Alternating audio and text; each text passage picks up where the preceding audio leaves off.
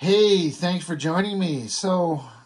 Uncanny X-Men, written by Chris Claremont with art by Mark Silvestri, focusing on Colossus. Colossus unleashed against the Genosians. How could this be anything but awesome, right? Um, I really struggle for understanding at what the hell is in this book. So X-Men was this. Well, I was going to stop and say was. No, it is, but then it's not really that. I mean, it's one of the premier franchises that everyone knows, but it is not in the comics world. Like, it doesn't seem like it's respected the way it used to be. Anyway, um, but after all the incredible stories that have been told in X-Men and all the wild things going on, if this was your first issue to pick up of X-Men, you would probably be like, "What in the hell? What in the fuck mothering Christ did I just read?" It is so weird. I can't imagine how Claremont, when he was writing these things, he wrote for 17 years. Do I have that right? I hope I've got that right. How can anybody write for that long and not just go off into weird directions, get experimental, try different things? I don't know, but you got Colossus, right? Now, this is right at the beginning of my reading of X-Men. Not the very, very beginning, but very close to it. So I didn't know much of anything. I've mentioned this before. I was reading Uncanny X-Men, this era of stuff, and I was reading Classic X-Men at the time. So I was reading what I knew were, so Classic X-Men was the older stories at their prime, like peak X-Men. They had the mansion. They were a superhero team. They had jets. They'd fly around. They'd take on bad guys. And then suddenly, like, the original five were off, I guess, in X Factor or something like that. I didn't know that at the time. And there was a bunch of characters I didn't know anything about. The team was disbanded and in Australia, and they went through the Siege Perilous, whatever the hell that was. It just made no sense. But it was kind of intriguing to go, like, the X-Men were this amazing team, and then all these stories happen. They end up in this really fucked up place. So how does that happen? So conceptually, that's interesting, but this whole book, like, I can't even begin to. We'll just go through it, and you can get to the end if you follow all the way along. Just what the hell kind of X-Men comic is this? Starting out, Claremont writer, Silvestri penciler, Dan Green inker, Orzechowski letterer, Glynis Oliver colorist. Like, that's a hell of a primetime lineup. And I've talked a lot about how this old crap bullshit newsprint, it's beautiful and how terrible it works. It's like the paper just soaks up that ink. It kind of muddies some of the artwork sometimes, like the crisp line work. Like if you ever get to see the original artwork, it's so much cleaner and crisper and more pretty than what you look at on here. But there's some kind of awesome, beautiful newsprint charm that just works. Anyway, we're starting out in Soho, Lower Manhattan, towards the end of summer. It says, "Inside Gene Joke. The days of your running and freedom are over." Got to give it to Silvestri, whether this was his composition or Claremont directed him on this, but to have like a shot outside the window, looking in, up high at a down angle, to see a door kicking open, a bunch of whoever's throwing a couple of other whoever's into this room. Like, that's a complicated kind of drawing. And as far as comic books, like, kind of boring, but it works because it just works for the story. Like, I'm not saying it's bad, but I would never think of this. I don't think most artists would think of this. It's a really interesting thing to be like kind of a boring page, but it's a really good, complicated drawing. So I don't know who these people are. I did reread this several days ago, and then I just haven't gotten back to it. So I can't remember if, like, bumping my camera, apologize. I'm like, is this supposed to be like Rain from the New Mutants? But I don't know. I keep wondering, did they? But it's getting into the whole, like, it's the building up to the Extinction Agenda with the Genosians, which I've gone over. I've done a review of the collection of the main stories. But the Genosians, who mutants are illegal, they use them as slave labor. They have no rights, and so you got these, government-sponsored sanctioned soldiers from another foreign government on American soil trying to like take down mutants. So it's pretty fucked up. Like this girl, they're saying, this is the United States. You magistrates have no authority here. So this girl says, you're not taking us back to Genosha. And the guy says, want to bet? Mutant 4817, stop. And it freezes her in her tracks. Says, silence, you'll speak when spoken to. And suddenly she can't talk. And so the soldier says, who do you think you are, mutie, dressing like a human? She says, I am human. My name is 4817. And so it says, skin suit's good enough for you, all your kind needs. So she's taking off this leather outfit she's got and got some kind of suit underneath it that I guess they already had on her. I'm sure this was stuff that was set up beforehand. This guy's like, what have you done to her? He says, genetic modification process includes an indoctrinational subroutine, makes muties totally obedient to authority. Pity it can't be used on normal folks. So he punches him in the guts, drops him to the ground. And the soldier saying, boy, like you, pathetic, with every advantage. Gee, what? Your dad's the most important man in the country, and see how you betray him? This is the pose for you, traitor, on your knees begging forgiveness. So I don't know who this guy's supposed to be.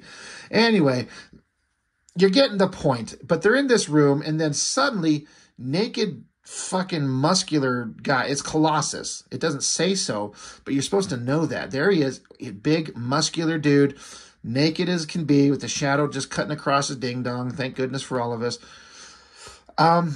I don't know where Colossus had been up to this point. I'm kind of unclear on some of the story points leading up to this. I'd never read the Siege Perilous, how that went down, what they did. The X-Men, not the primary team, not the X-Factor guys, but the one that British Psylocke was leading, Rogue, Longshot, Colossus, Wolverine, Storm. The mansion was exploded. They're in Australia or something to that effect. They're being hunted. They go through the Siege Perilous, or at least some of them do, and it rebirths them back into the world without their memories. Is this what he's here? Why he's here? Who out there is reading these comics and knows why Colossus is here with no memory? He's like, who are you people? What are you doing here? Leave those two alone. And they're like, oh, shit, there's a big naked guy here. He's Starker's, probably some derelict. So I guess his gun explodes on him, or he just shoots. I'm kind of unclear here. Stupid boy, you've just signed your death warrant. So naked Colossus dives out of the way. Like, they're like, we can't afford any witnesses. Yeah, so soldiers knock the guy kid in the throat, but the girl grabs the guy, the magistrate, around the throat, while naked Colossus guy just dives out of the way. I'm like, okay, is this an X-Men comic? Where's all the superheroes in costumes fighting Magneto?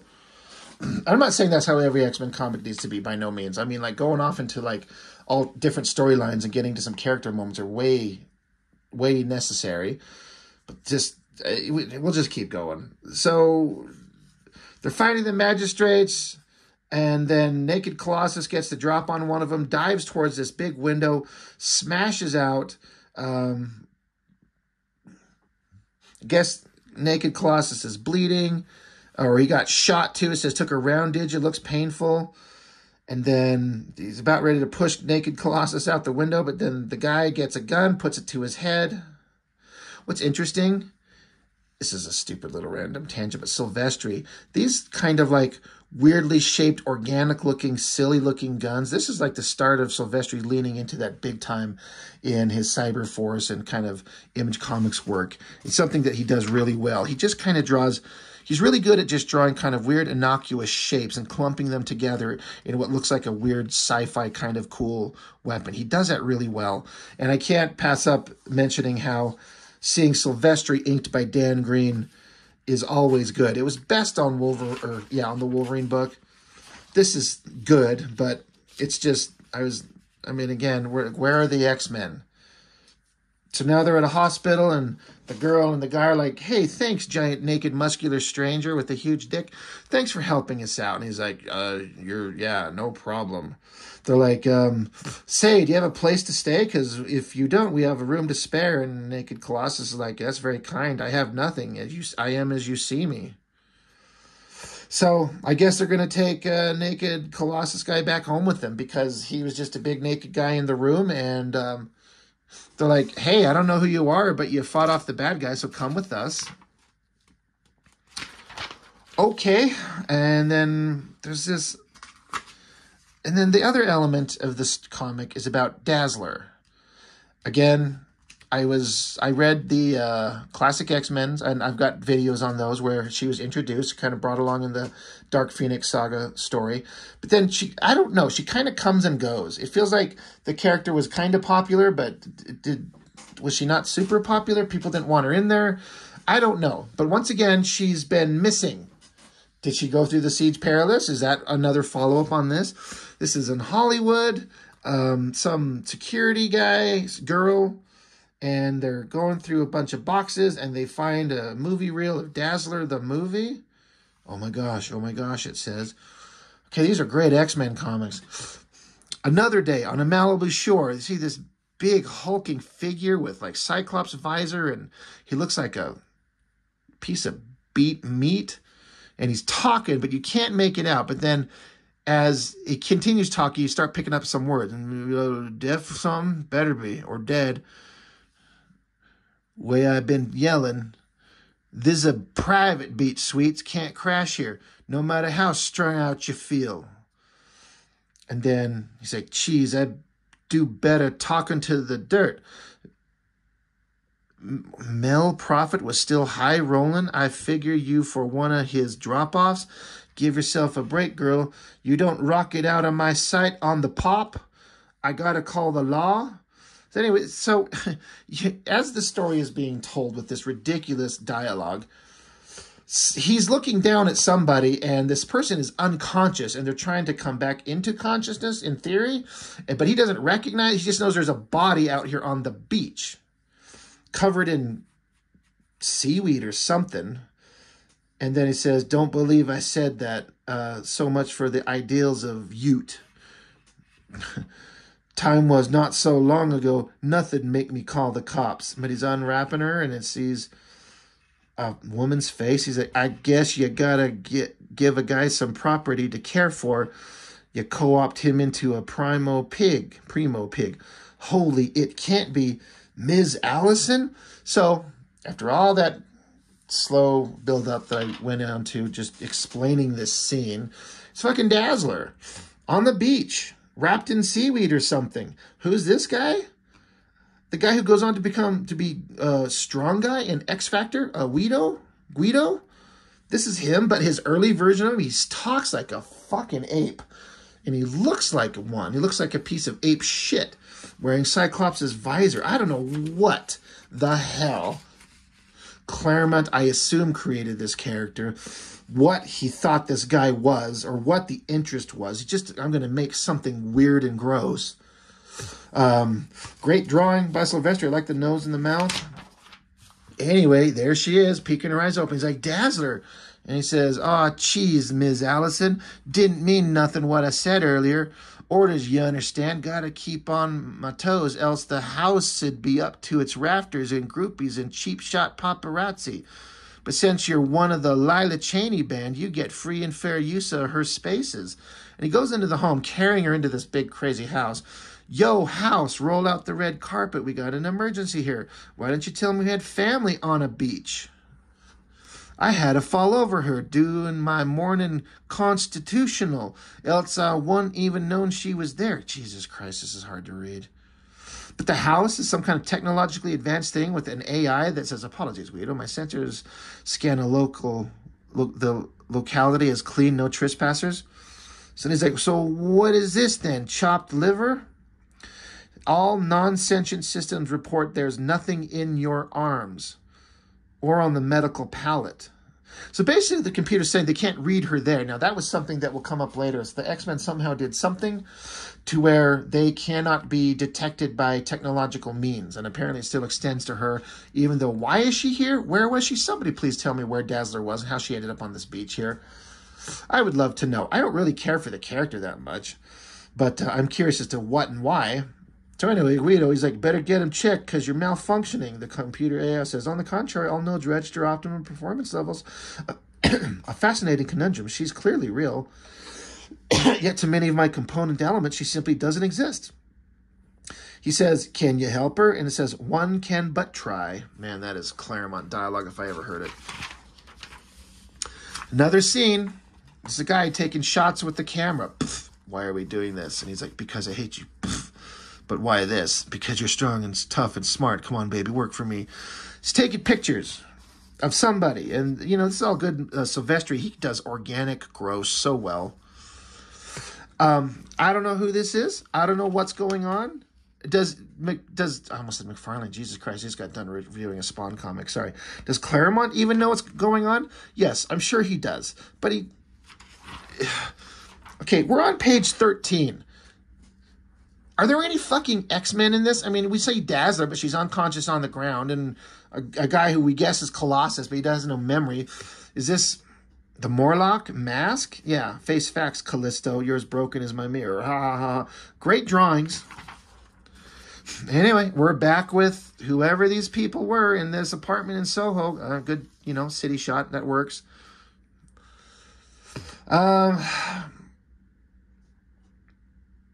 I guess they're saying, hey, your property needs a caretaker, and our new friend Peter needs a job and a place to stay. So this guy, this landlord. How about a fair exchange? He'll be a caretaker, and you let him stay here. They're like, all right, is he reliable? Like, we'll vouch for him. And they go, well, why? Why do you vouch for him? He's like, we owe him our lives. The guy asks him, are you a handyman? He says, whatever I do not know, I can learn. The guy's like, well, building can use some work. I pride myself on being a man, knows how to size people up. Trial run for a month. Works out, it's a deal. Any problems, all three of you are out of here. So they worked out a way to stay in this place. Great. So the story continues on. Mr. Pauly is correct. You know nothing about me, and if I fail to fulfill my part of the bargain, you two lose your home. They're like, we've lost worse. So they're like, this guy's like, you know, I mean, again, he's Peter. He says his name. He knows his name's Peter. He calls him Pete. But Pete's like, I do not give my word unless I mean to keep it. And like, somehow I knew that. Sounds crazy, Pete. But in a weird sense, I feel I know you. Are you sure we haven't met before? I wish I knew. The first moment I remember is the one I saw you here.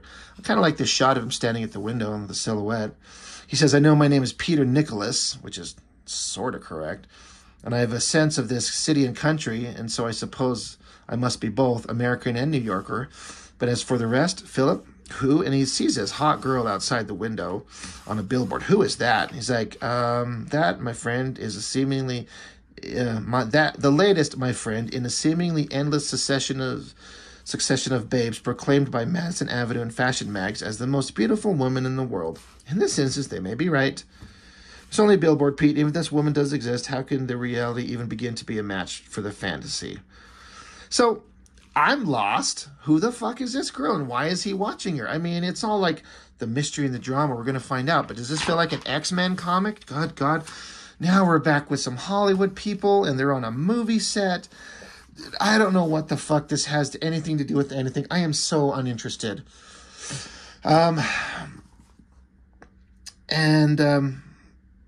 Well, I mean, they're talking about that they found Allison Blair, Dazzler, and they're like, oh yeah, she's supposed to be dead. Weren't they killed in Dallas along with the fellow X-Men? That you can't be her. Like you're losing your mind, buddy. So he's trying to like say, hey, we found Dazzler. I'm like, well, who is this guy that found? I'm not following this story because it's just so not interesting. So I guess the robotic house is saying, so now here's Dazzler, she's up. Silvestri doing kind of like a sexy babe thing, which he will amp that type of stuff up to an insane degree in future comics, especially at Image.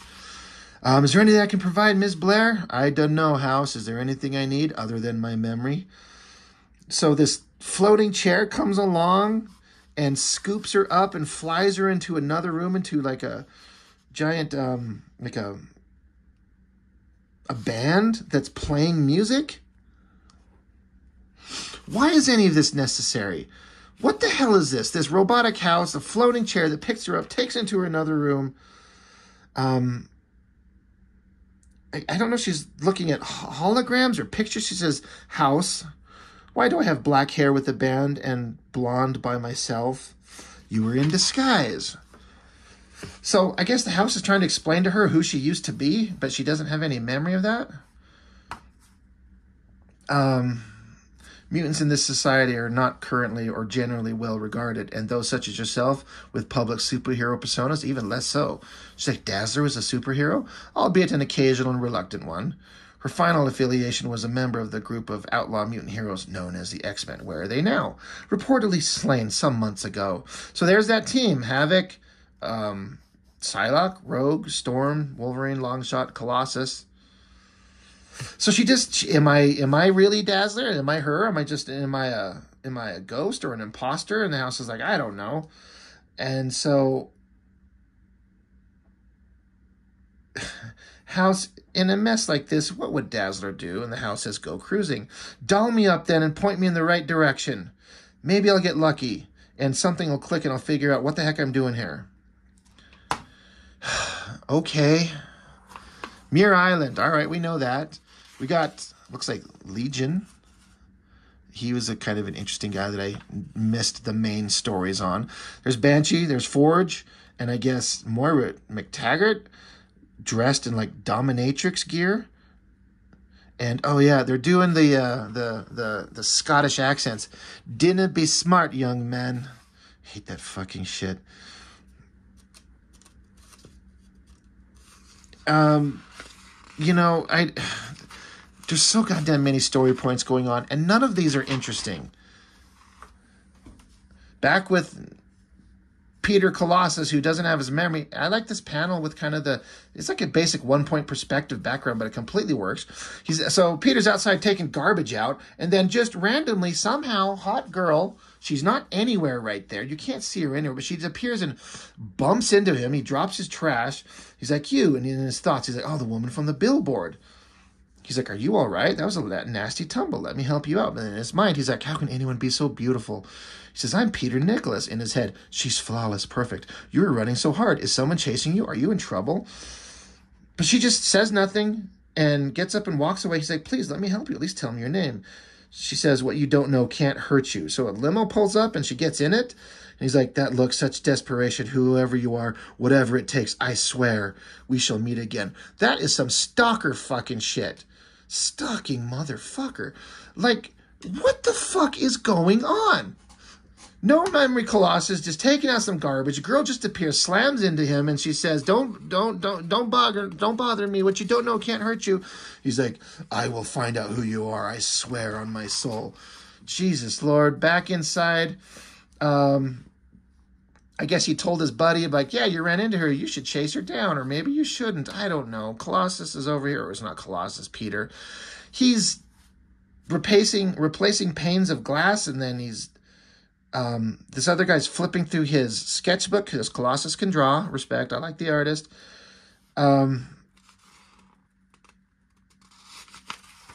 Yeah, I don't fucking care. The more this goes on, the more I'm just like, this is what I was talking about. What in the fuck is this book? What is this? What are all these ridiculous stories? This is not an X-Men comic book.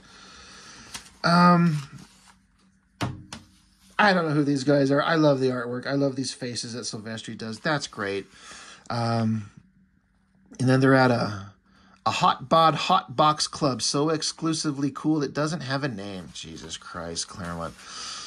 Wall-to-wall, beautiful people, movers and shakers, power brokers and power pawns, players and wannabes, all jockeying for their spot at the gold. This guy's like, not my kind of place, Teddy. Fred, you want to make the A-list? You got to make the A-list scene. Like, all right. But then he's like, oh, look. He's kind of shocked. Like, does he recognize her as Dazzler?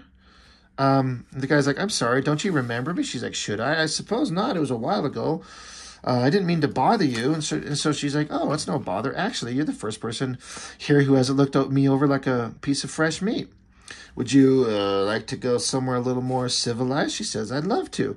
I'm Fred Stanachek, and you're Allison Blair. Actually, I'm her evil twin, Skippy. What in the hell is going on? So then I guess that guy that was picking her up, he can play the sax, and she's just hot for it. Reveals himself to be a regular with the house band and not bad at that. He asks, "You care to join us?" "What? We play, you sing." She says, "But I can't. I mean, I don't." And then the text box says, "And yet the music strikes a resonant chord within her. She can't help but respond. Old song, torch song, rich with passion, sung with an edge." Good drawings. Rich with passion, sung with an edge of pain and sadness that, though she doesn't know it, Allie's never had before. Dazzler was bright and brassy and blazing with innocence. This woman's been through the wars with the scars to prove it and the courage to let them show. And the light she casts, while not so brilliant, is warmer and far more comforting. Seeing it, hearing her, you can't help but be moved. What in the fuck am I reading? What is this nonsense? And I guess some thugs bust in here to bust up the party, busting people on the jaw, and then in classic Claremont fashion, some guy grabs this girl, is going to force a kiss on her. Good drawing, good profile on both of them, but then her anger charges up into an energy laser beam and shoots him right in the fucking head, and then I guess blows this guy's gun out of his hand. He's like, "My piece, she melted it." And she says, "You don't behave, sport. Next it'll be your face like it did your buddy over here." And so the guy's like, "It is you. You are Dazzler." He's like, "Who else would I be? Somehow miraculously back from the dead? Fate brought us together, baby. Bless her. Just so long at last I could make you a star." And then there's a news report. There was a young woman who identified as Allison Blair, the notorious mutant singer, known as the hero Dazzler. And then we cut to a big tall room with a crazy chandelier and pictures of Dazzler in various outfits and designs and costumes, and some chair surrounded by garbage, and this just goofy looking fucker sitting in the chair. He's like, "Aha, yeah, there's the buzz straight to the old cortex. Woo, that's a buzz. Way to go." I'm just reading the dialogue, folks. This is stupid. "Knew you weren't toast, Allie. Felt it in my bones. Kept me going, kept me keen, kept me strong. Hatred and cocaine, magic elixir, fountain of youth. People say Eric Beale's finished. Not hardly. I'm coming back like you, bigger and better than ever. Gonna announce it to the world, Dazzler, with your death." What the fuck did I just read? I mean, I love Silvestri's artwork, and I can't imagine, like I've mentioned before, how Silvestri, I go back and forth between who may be my favorite comic artist of all time ever, but Silvestri is always going to be in the top 3, I think. And this old school version of him is amazing. I can't imagine, like, the skill level you need to have to draw this stuff, to draw these Claremont scripts, all these scenes, all these places. You're in clubs, you're drawing musicians, you're drawing guys trying to rape women, you're drawing movie scenes, you're drawing beach scenes, you're drawing cars, you know, hospitals, regular people all over the place, city shots. Like, this is complicated as fuck if you don't know what you're doing. I fancy myself a guy who wants to draw comics, and I do make my own shit, and I could never do this. I could never come up with this stuff. But Silvestri has a way of making it look... He has a way of, like, understanding what needs to be done. Like this scene here. I mean, you could think it looks complicated, but the horizon line's basically flat. And so the perspective lines just have to kind of go flat from the bottom of the panel and come up. And he's just got one wall, one wall. So if you just get those two basic 2-point perspective lines, you know, lined up, then you just start adding in the detail. I mean, I don't know. He's got a way of doing shorthand backgrounds that completely work. But he can draw the complicated stuff, and he draws the regular human-looking people really well. And Dan Green on the inks is just astounding stuff. But this is not a fraction as interesting as the stuff on Wolverine. But it's beautiful. But what a complicated artistic challenge to be given this.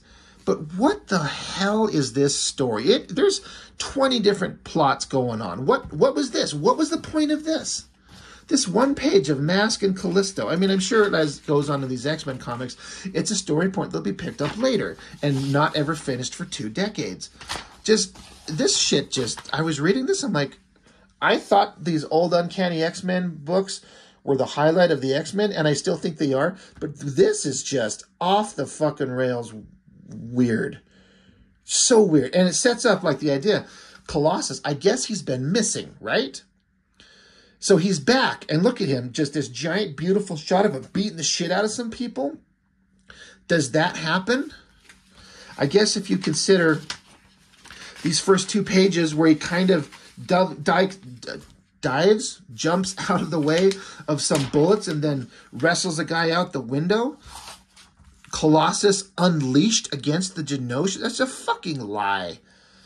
So the cover implies greatness, that the inside of the book, I'm not saying the inside of the book is not great, but I'm kind of saying the inside of the book is not great. It's just a convoluted clusterfuck mess of storylines. Just Claremont, I don't know if he was lost control, lost track, lost interest, or he's balls deep focused, and this is just how he writes, and this is just how some of them come out. But when I go back and look over those classic X-Men's that we're doing, those are brilliant 17-page stories of absolute, like, genius. This, I mean, the page count is 30 pages. Now, that's also including ads, so, I mean, I don't know how many actual pages of art are in here, but there's no comparison. It's just, what a weird, weird thing. And so the story continues and in this one. But we'll do that on a separate video. But, Jesus Lord, anyway, what a weird comic. Doesn't feel like X-Men at all. Anyway, that's it. Bye.